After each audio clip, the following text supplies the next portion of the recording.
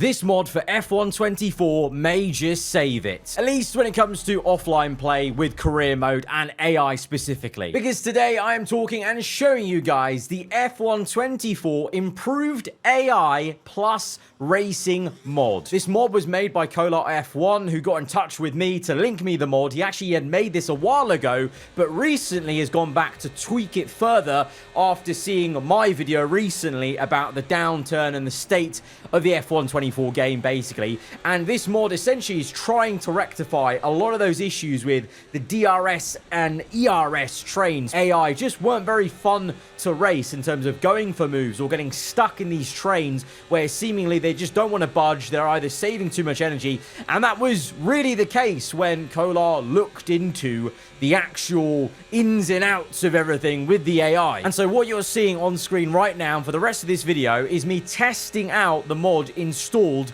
onto F124. 3 different circuits: Spa, Canada, and Singapore. You know, very different circuits, high speed street circuit, kind of middle ground of the two in the form of Canada, and trying to see if there is that improvement with AI when it comes to, well, one, the training, but then also the willingness for them to go for moves. And I can say over the course of these 3 races, which you'll see, the AI definitely feel a bit more punchier. You're not seeing as much training, and to kind of test that theory, not only was I looking at it on the first lap, because the base game on F124 lap 1, the AI sometimes would go for moves, but what happens a couple of laps into the race where typically you'd still be in a DRS train, they'd still be on the back of each other? Are you now going to see that more realistic stringing out of AI and then going for moves? And that was, in my experience, and also the examples that Kolar was showing me from his own tests, that was definitely the case. And this right here, this clip here, at the back end of Spa, lap 2 with DRS available, was the biggest indication for me that this mod is genuinely working very well. Because Piastri going for the move here, that in itself, I feel, was very ballsy for him and something you wouldn't see. But then look at this, Lando's AI goes down the inside. It's 3 abreast. The 2 McLarens attacking Sainz,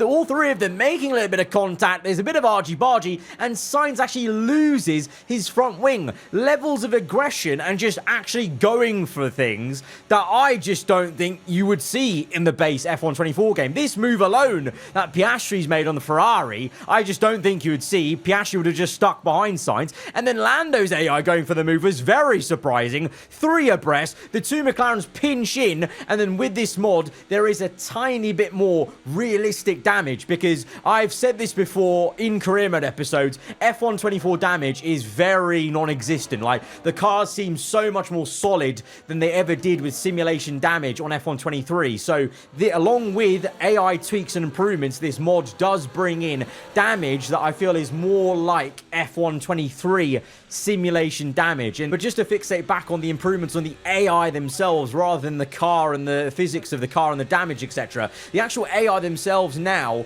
interact with ERS very differently, because it's been reverted, the ERS, back to 2020 spec. Because what Kolar could gather from looking into it was basically the AI were never properly trained with the new ERS system, so it meant they were derating in the toe, not using overtake mode. When he was testing out, he reverted the ERS back to the old system, and straight away it was like F123 racing, which obviously, as I said in my previous video, I always rate it as very, very, very solid. Now, this reverting back to 2020 ERS doesn't take away the ability for you to switch ERS modes, but it basically just means the AI are not always just derating when they're in the toe and in DRS of a car ahead, and they're actually using the ERS wisely, and therefore, being low on ERS at certain points, being high on ERS at certain points, and they're actually breaking apart and stringing apart as they should. You would have seen in the previous clips at Spa,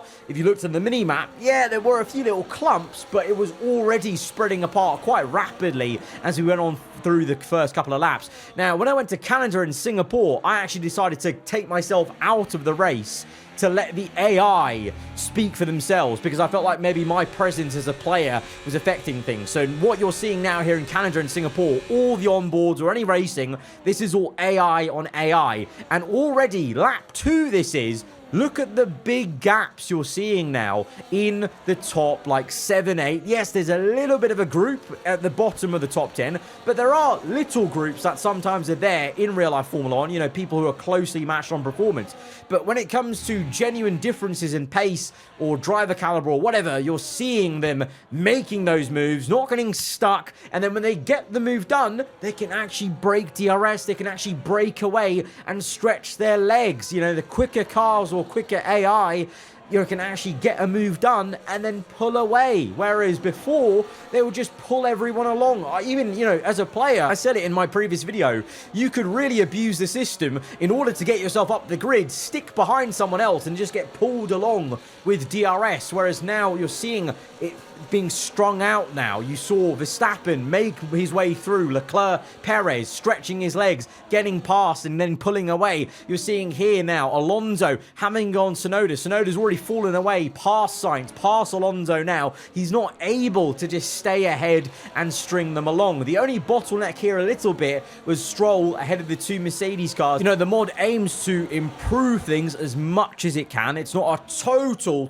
fix because it is just a mod, you know, compared to the actual developers working on it themselves. It is just working off what the files are there, tweaking a couple of numbers and tweaking stuff to try and get things better. But I feel from looking back at these tests, just the nature of the way the race looks, after only 6 laps, things are so much more spaced out. But I do want to know what you guys make of it. Let me know if you kind of agree with, you know, having seen the gameplay here, and definitely also keep watching till Singapore, because that's also another great example of it, a street circuit, the field spreading out. But just let me know if you do see it as well. You're seeing that tangible improvement in the spread out and the lack of a huge train. And generally also I felt Spa especially, they were very punchy, very aggressive, racy and fun, like they always were in F1 23, and we really lost a lot of that in F1 24. I'm just gonna go and go back to the notes that Kolar gave me, because he basically gave me almost like a patch notes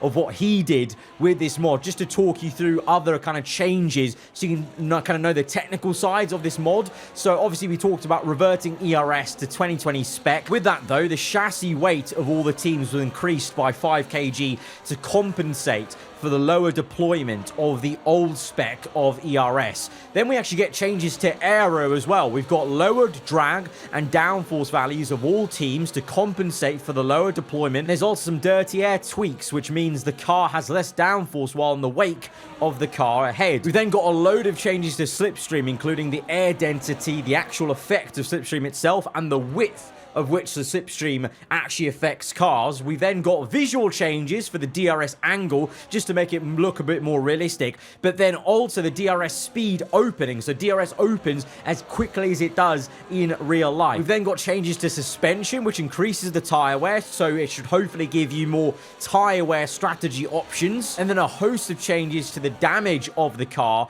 to try and make it a bit more realistic, and generally basically just get it more towards what it was like in F1 23, because on this year's game, the cars seem so indestructible, even on simulation mode. So as you can see, it's quite an in-depth mod where it really tries to tackle a lot of different areas of the car physics itself and the AI and the way they react to things. The biggest overall for the AI themselves is the ERS, of course, and then the rest of it is more to do with the actual car physics when it comes to the slipstream and dirty air. But all of that together, I think genuinely does make a significant difference to the racing in F1 24. So here we're now at Singapore street circuit, so it's difficult to overtake at, and yet you're going to see some really decent aggressive moves. And again, at a street circuit especially, where I feel like it'd be very easy for a train to form and to continue, you're going to see the grid spread out very quickly in terms of, you know, compared to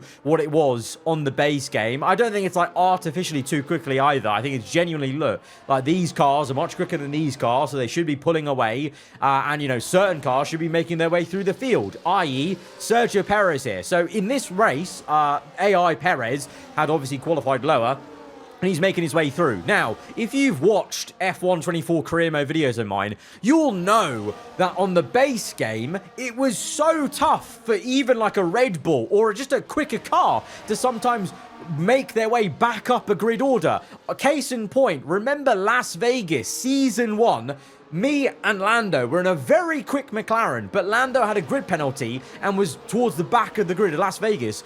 I had to come and physically help him make overtakes because he just wouldn't make moves, even though he was probably in the, I think at the time, the second best car or nearly the best car on the grid, and he just wouldn't make the moves. Whereas here in Singapore, only a couple of laps into this race, you're seeing Perez using the Red Bull, which, you know, with this mod and the base performance of the game, the Red Bull is still by and far the best car on the base game. He is actually making moves. He's already overtaken Russell. He overtook Alonso there, and he's actually making his way up the order. I guarantee you, if it was the base game, he'd still be stuck in like P10, because that's exactly what happened to Lando, his AI, in my Season 1. He was stuck down in P16 at Las Vegas. Las Vegas, of all places, because of the AI training with the DRS and ERS, and I had to actually help him out and obviously be a bit finicky with, you know, abusing the AI a little bit, of slowing them down and such,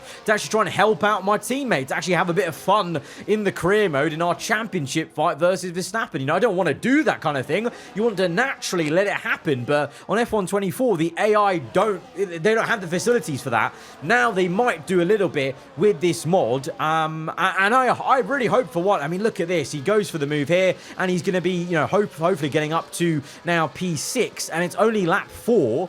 But that's the kind of performance you should be seeing from a Red Bull. Yes, I know in real life now, Perez himself actually realistically maybe wouldn't jump up as high as the case. But you know what I mean. In terms of the game itself, the car really should be jumping up these places, and it is doing so now convincingly, and each time he's making an overtake, he's breaking DRS straight away. He's actually using battery properly and pulling away. Verstappen is braking and pulling away. The top three are strung out very nicely, but then there's that ebb and flow, because you're going to see later Lando's AI will catch Leclerc here in this recording of this kind of AI Singapore race, but Perez continues to make his charge up in the best car on the grid, up to P5. He's not bringing cars along with him. You know, he's left Alonso and Russell in the dust, and here now you're seeing Lando with DRS open, now looking for the move on Leclerc, and he's actually looking to try and make the pass rather than being stuck behind him and Verstappen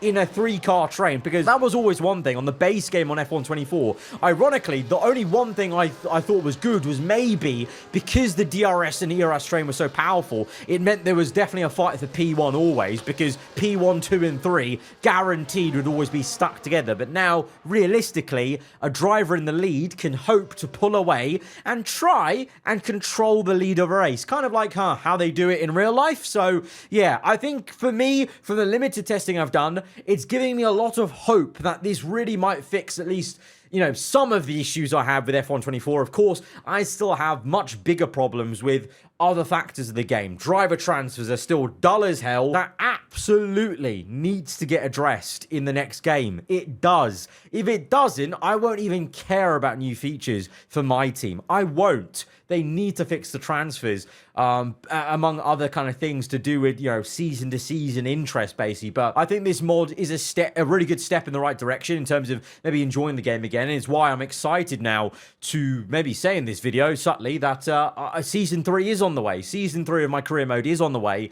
And because of mods like this, and also some other livery mods that I'm cooking up with the help of some other modders in the community, to try and, you know, find a bit of enjoyment and really try and energize and refresh season 3 as much as I can, so that I can enjoy recording it and then you guys can enjoy watching it. But yeah, if you're on PC, you can download this mod with a link down below in the description. Go to the AMO Discord server. It'll be in the free exclusives tab. It's completely free. Go download it, check it out for yourselves, and then come back and let me know if you agree, if you do think it has improved it, because obviously this is just me and Kolar to testing it, but maybe others need to test it out. There needs to be further testing, and who knows, maybe Kolar can take some feedback on board, etc., from comments that you guys leave or whatever. Who knows? But it's definitely a very promising mod that I definitely will be using now on F124 going forward. So, yeah, that's been this video showcasing a great bit of work from Kolar. Absolute God's work. Lovely stuff. Guys, if you have enjoyed the video, hit the like button. Let me know what you thought in the comments below. If you're new around here, then do get subscribed for weekly Formula 1 content. I'll see you guys soon back on F124. Goodbye.